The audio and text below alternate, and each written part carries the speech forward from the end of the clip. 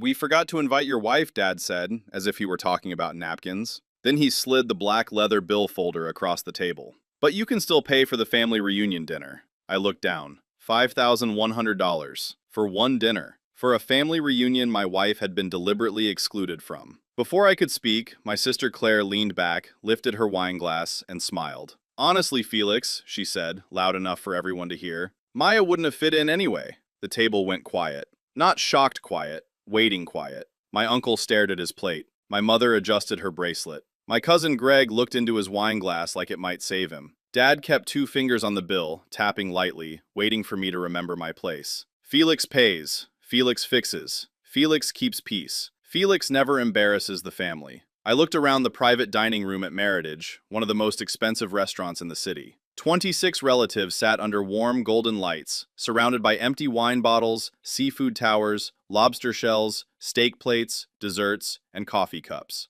Beside me was an empty chair. That chair belonged to Maya, my wife. The woman who had ironed my shirt that morning because she knew I was nervous. The woman who had asked, "Are you sure they invited me?" Because after 3 years of marriage, she already understood my family better than I wanted to admit. I had told her yes. I had said, "Of course they invited you. You're my wife." I was wrong. I picked up the bill. Dad smiled. Claire smirked. I stood. Mom blinked. "Where are you going?" "To take care of it," I said. Relief spread across the table instantly. I walked past the private room doors, past the hostess stand, and toward the kitchen entrance, where our server, Daniel, was carrying coffee cups. "Sir?" he asked. "I'd like to pay my portion," I said. "Sparkling water, Caesar salad, salmon entree, tax, and a proper tip." He frowned. "Your portion?" "Yes. The table is practicing a pay-for-yourself experiment. They just found out." Daniel stared at me. Then he looked like he was trying very hard not to smile. "I'll get the manager." By 11 p.m., my phone had 94 missed calls. And for the first time in my life, I didn't answer a single one. My name is Felix Hartman.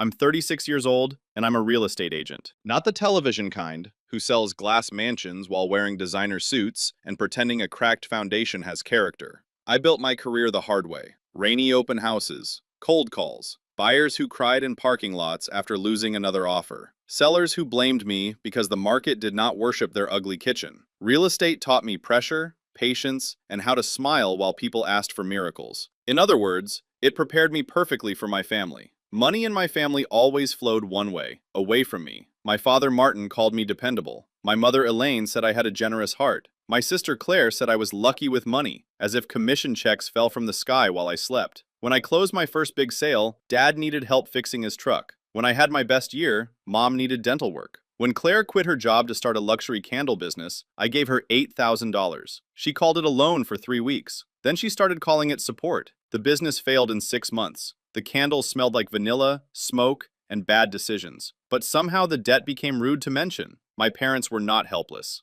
Dad had retired early after a knee injury, and Mom worked part-time at a library. But they had built a lifestyle around emergencies. Every month brought a new one. The roof, the car, insurance, taxes, Claire's storage unit, Claire's retreat, Dad's medication, Mom's credit card. Every request ended with the same sentence. "Family helps family, Felix." For years, I believed that. Then I married Maya. I met her at an open house. She was helping her aunt look for a condo after a divorce. While everyone else asked about square footage and HOA fees, Maya stood in the staged kitchen staring at a bowl of fake lemons. "Do fake lemons actually help sell houses?" she asked. I laughed. "Apparently. They make me distrust the whole kitchen." That was Maya. Warm, sharp, quiet until she had something worth saying. She worked as an elementary school art teacher. She wore silver moon earrings, drank tea that smelled like flowers, and noticed everything. She noticed when I rubbed my temple because I was stressed. She noticed when a child in her class stopped drawing bright colors. She noticed when someone said, "I'm fine,"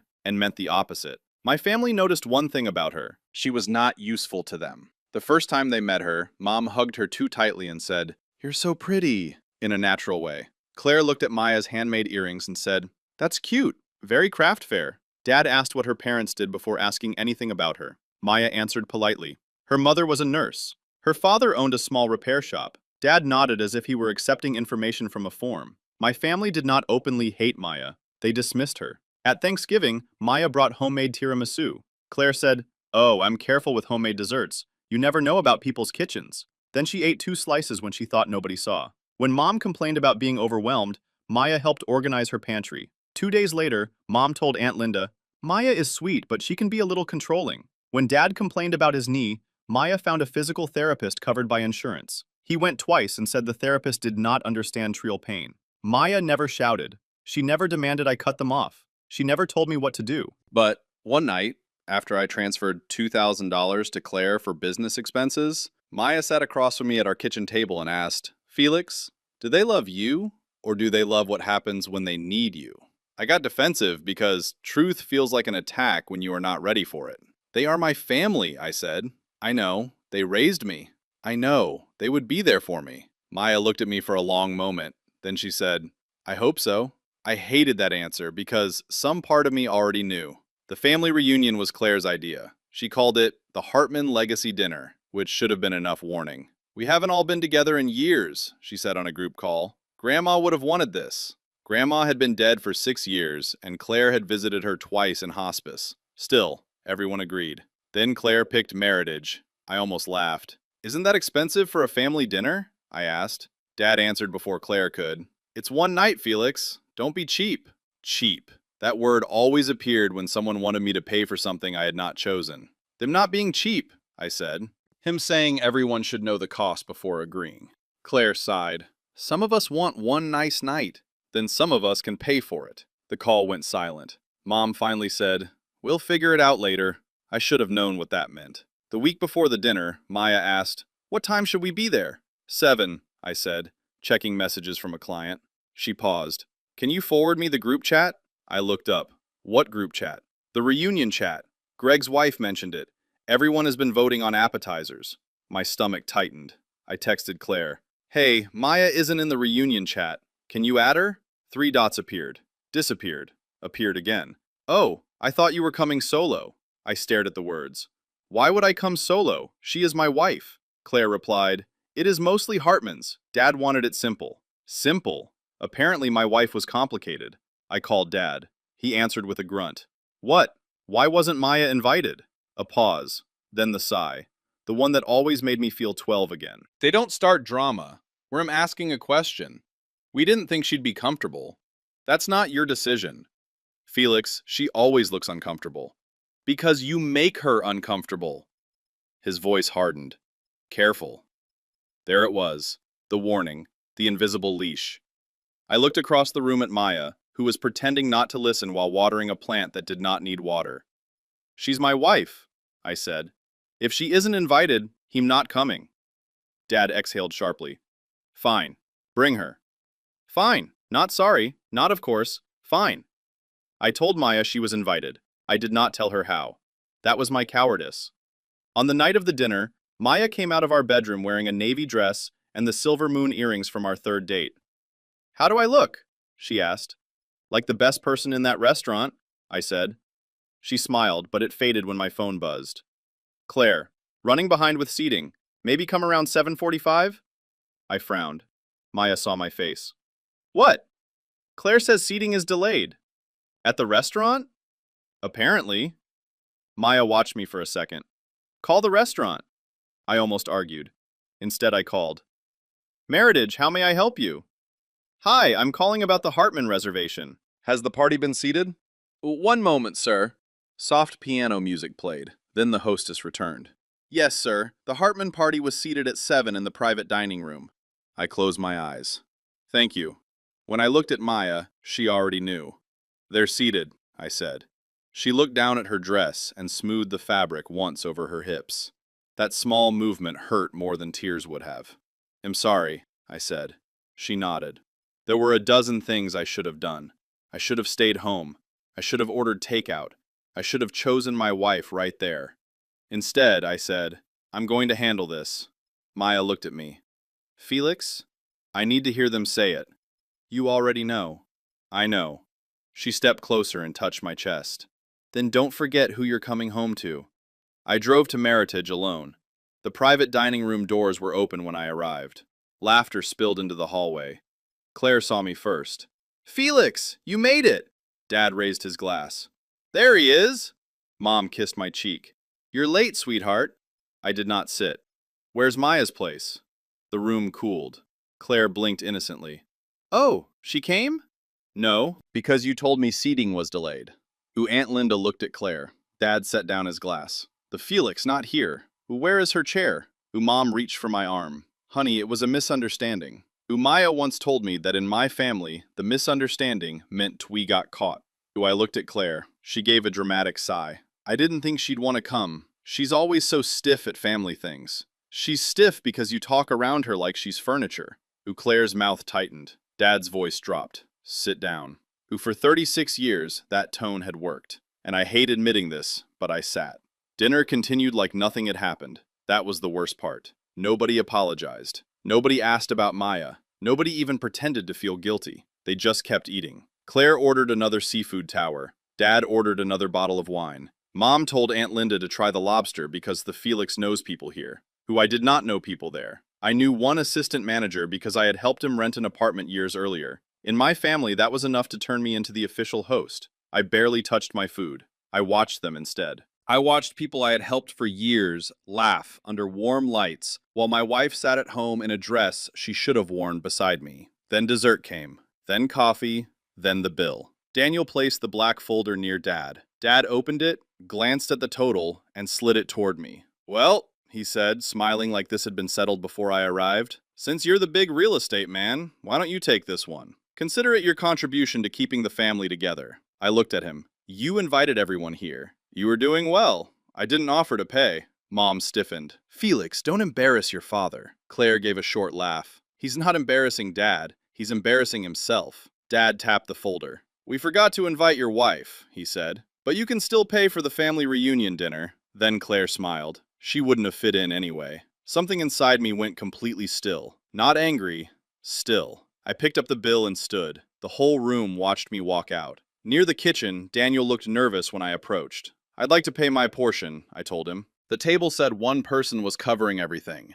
The table was wrong. The manager, Patrice, came over. She was calm, professional, and had the tired eyes of someone who had dealt with entitled families before. You only want to pay your individual order? She asked. Yes, and please add a good tip for Daniel. Of course. My total was $84. I tipped $100. Daniel stared at the receipt. Sir, that's too much. No, I said. You're about to explain math to my family. It's not enough. Patrice's lips twitched. I signed and returned to the private room. Dad looked relieved when he saw me with the folder. All set? He asked. Yes, I said. I paid my portion. Silence. Claire blinked. What? My portion. The manager will split the rest among everyone. Dad's face darkened. Don't be ridiculous. I'm not, Mom whispered. Felix. I looked down the table. Since my wife wasn't invited, and since Claire says she wouldn't have fit in anyway, I assume this dinner was for the people who did fit in, so those people can pay for what they ordered. Uncle Rob muttered, Come on, Felix. I turned to him. Did you order the second seafood tower? He looked away. Claire stood. You're seriously doing this over Maya? No, I said. I'm doing this because of Maya, and because of me. Every person here watched you disrespect my wife, then expected me to reward it. Dad stood slowly. He had used his size to intimidate people my whole life. He planted his hands on the table. You will sit down and stop acting like a child. There it was, the command. But this time, it did not reach me. No. He stared at me like he had never heard the word before. No, I repeated. I'm leaving. Mom started crying instantly. After everything we've done for you? I looked at her. What exactly did you do for me tonight? She opened her mouth. Nothing came out. Patrice appeared in the doorway. Good evening, everyone. Mr. Hartman is paid for his individual order. We can split the remaining balance by seat, by item, or equally. Which would you prefer? The room exploded. I only had salad. Who ordered the Bordeaux? Claire ordered the seafood. Dad said Felix was paying. I'm not paying for the kids, Dad snapped. He is paying. Patrice looked at me. I smiled politely. No, I am not. Then I walked out. The night air hit my face like cold water. My hands were shaking by the time I reached my car. I expected guilt to swallow me. Instead, I felt grief. Not for the dinner, for the fantasy I had spent years funding. My phone rang before I started the engine. Dad, decline. Claire, decline. Mom, decline. Dad again. Claire again. Cousin Greg. Aunt Linda. By the time I got home, I had 31 missed calls. Maya was on the couch in sweatpants, her navy dress folded over a chair. She stood when I came in. I tried to speak, but nothing came out. She crossed the room and wrapped her arms around me. That was when I broke. Not loudly, just one exhausted sound into her shoulder. I'm sorry, I whispered. Her hand moved slowly over my back. I know. They did it on purpose. I know. I still went. I know. That hurt most. She wasn't angry. She was tired. I pulled back. I paid my portion and left them with the bill. For the first time that night, Maya smiled. How much? 5,100. Her eyebrows rose. Felix. I tipped Daniel. Good. My phone buzzed again. Dad texted. You humiliated this family. Call me now. Claire, you are disgusting. Grandma would be ashamed. Mom, your father's blood pressure is high. I hope you're happy. Then Dad again. They won't let us leave until this is settled. I stared at that message for a long time. Then I typed, sounds uncomfortable, and turned off my phone. The next morning, I woke up to 94 missed calls, 36 texts, 7 voicemails, 3 emails, and 1 Venmo request from Claire for $196.43 labeled, Your Share of Embarrassment. I deleted it. Maya made coffee while I played the first voicemail on speaker. Dad's voice filled the kitchen. You think you proved something? You proved you're selfish. You proved that woman has turned you against your own blood. Call me. The next voicemail was Mom crying. I don't understand who you are anymore. We raised you better than this. Claire cried in the bathroom. Everyone was staring. Maya lifted an eyebrow. Claire cried? Apparently. Did the bathroom charge separately too? I laughed.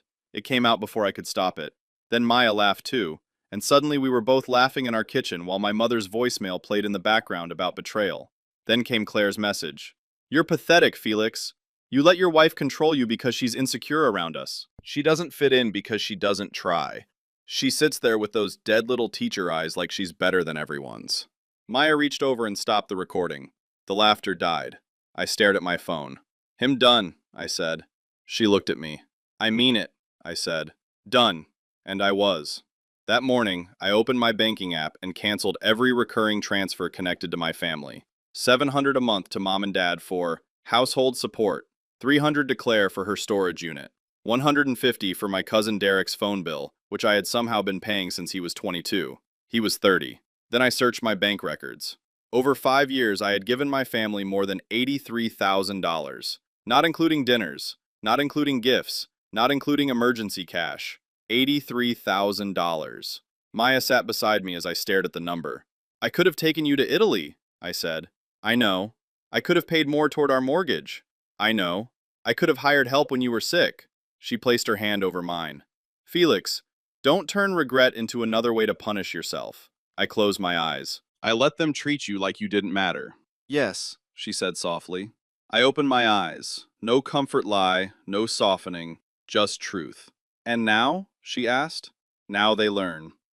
At noon, Dad called from Mom's phone. I answered. What? I said. The silence told me he had expected a softer son. We need to talk, he said. No, you need money. His breathing changed. That bill was outrageous. You picked the restaurant. Claire picked it. You agreed. You knew people couldn't afford it. So did you. His voice lowered. Family doesn't abandon family in public. Family doesn't exclude a man's wife and then hand him a bill. She is not the issue. She is exactly the issue. No, Felix, the issue is you've changed. I hope so. Dad made a disgusted sound. Your mother is devastated. My wife was humiliated. Claire didn't mean it that way. Claire meant every word. That is your wife talking.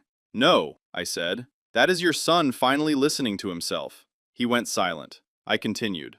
Effective immediately, I'm done funding everyone. No transfers, no emergency loans, no dinners, no credit card payments, no business support, nothing. You don't mean that. I do. Your mother and I rely on that money. You shouldn't have built a lifestyle around disrespecting the person paying for it. He exploded. You ungrateful little... I hung up. My hands were steady. That surprised me. Over the next week, the family group chat became a courtroom. Claire wrote paragraphs about Maya, titillating me. Mom posted childhood photos of me, as if pictures of a 6-year-old missing front teeth proved I owed her retirement money.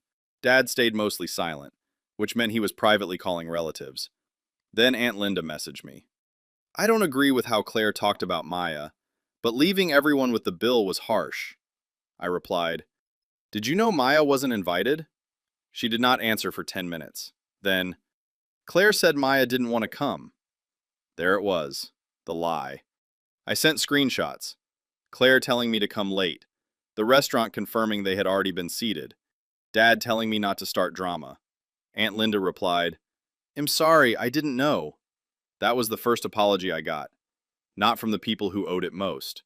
Once the truth spread, Claire changed tactics. She posted online. Sad when marriage makes people forget the family that raised them. Some people enter your life just to divide and control. Maya saw it before I did. She sent me a screenshot with one sentence. Your sister spells accountability as control. I married well. The real explosion came 9 days after the dinner. My parents showed up at my office. I work at a boutique brokerage downtown. I had just finished a consultation when our receptionist Ashley appeared at my door. T. Felix? Your parents are here. Through the glass, I saw Dad pacing near the waiting area. Mom sat stiffly on the sofa, clutching her purse. I walked out. Dad did not greet me. You muted my calls. Yes. We need privacy. No. Mom stood. T. Felix, please.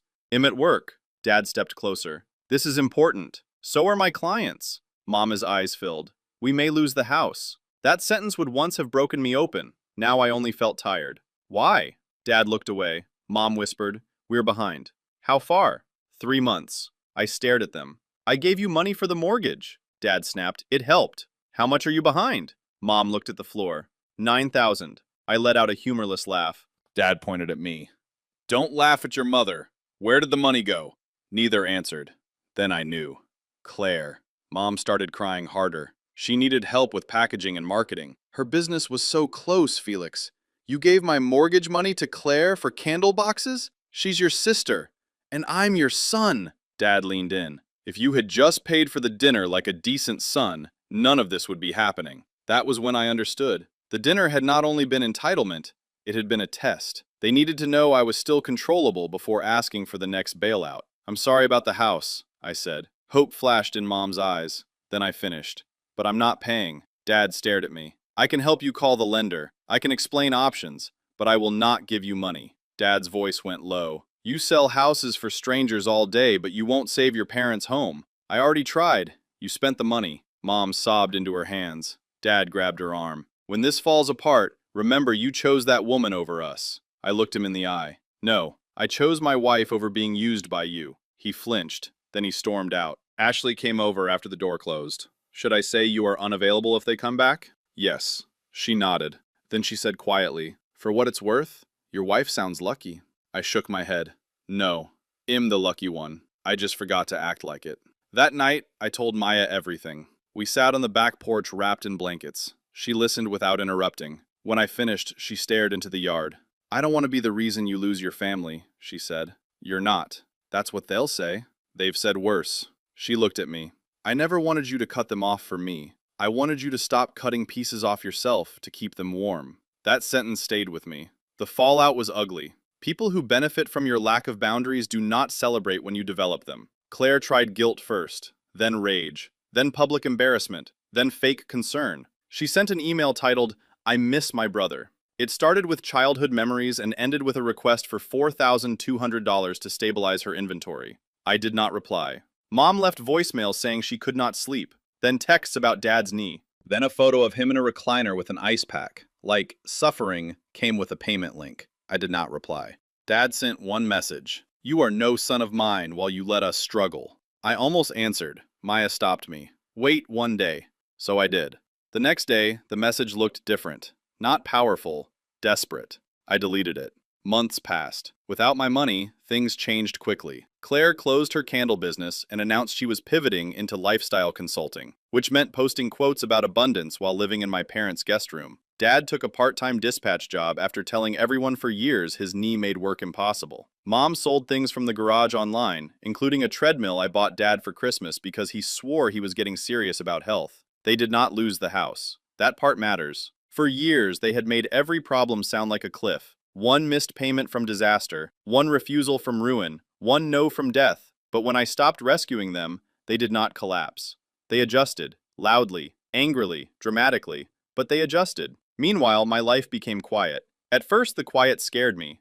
When you grow up around constant demands, peace feels suspicious. I checked my phone expecting emergencies. I woke up anxious on the first of the month, feeling like I had forgotten to pay someone else's bill. Then the quiet became space. Maya and I started Friday dinners again. Sometimes tacos, sometimes pasta, sometimes pancakes at 8 p.m. because being an adult means nobody can stop you. We took a weekend trip to the coast. Maya sketched on the beach while I ignored 3 calls from Claire and felt only a little guilty. I paid more toward our mortgage. I slept better. At work, I became sharper. I closed 2 major deals in 1 month and did not immediately calculate how much of the commission would disappear into somebody else's crisis. Then Tasha called me. She was Greg's wife and one of the few people who had ever been kind to Maya. I wanted to apologize, she said. For what? For believing Claire. About Maya. About you. I leaned back in my chair. At the reunion, Tasha continued, after you left, people were angry. But then Claire started talking. She said Maya had trained you, and once you got tired of playing husband, you would come back to the family. It was awful. My grip tightened. Why are you telling me this? Because Greg and I are not attending family events where Maya is not welcome. Aunt Linda said the same. I stared out my office window. Something in my chest loosened. Thank you, I said. No, Tasha replied. We should have said it sooner. For years, I thought standing up for myself meant losing everyone. I never considered that it might show me who was worth keeping. 3 months after marriage, Dad asked to meet at a diner near my office. Maya asked if I wanted her to come. I did, but I said no. Not because she did not belong, because this pathway was mine to hold. Dad was already there when I arrived. He looked older, smaller somehow. I sat across from him. For a while, neither of us spoke. Then he cleared his throat. I was wrong about the dinner. I waited. We didn't forget Maya, he said. I know. Claire said it would be better without her. Your mother agreed. I let it happen. The words were not new, but hearing him say them mattered. And the bill? I asked. He rubbed his face. I assumed you'd pay. We all did. Why? He looked at me then. Because you always did. There it was. The family truth. Not because I offered, not because they respected me, because I always did. Dad swallowed. That doesn't make it right. No, I said. It doesn't. He nodded. I don't know how to fix this. You can start by apologizing to Maya. His mouth tightened. Then he nodded. You're right. And I'm not turning the money back on. I'm not asking. Mom? She knows. Claire? Dad let out a dry laugh. Claire thinks she's the victim because you stopped paying for her storage unit. I almost smiled. Then his face sobered. I thought because you were strong, you didn't need as much, he said. Claire was always fragile. You seemed fine. I felt heat behind my eyes. I wasn't fine. I was useful. Dad flinched. I know. No, I said. You don't. You don't know what it's like to sit at a table full of people you've helped and realize not one of them sees you as a person. Dad looked down. You're right, he said. Not enough to erase the damage, but enough to make the moment real. When I got home, Maya was painting small blue flowers on a canvas. How was it? She asked. Honest, I said. Strange, but honest. I told her everything. When I said Dad wanted to apologize, she put down her brush. Do you want me to accept? No, I said. I want you to do whatever protects your peace. Her eyes softened. Look at you. What? Finally sounding like someone who sells houses and understands doors. I smiled. Meaning? Meaning you know which ones to open and which ones to lock. Dad called her 2 days later. Maya put him on speaker. His apology was awkward, stiff, imperfect, but real. Maya, he said, I'm sorry we excluded you. I'm sorry I allowed disrespect toward you. You didn't deserve that. Maya sat very still. No, she said, I didn't. And Felix didn't deserve to be treated like a wallet, she added. No, Dad said quietly. He didn't. I appreciate the apology, Maya said.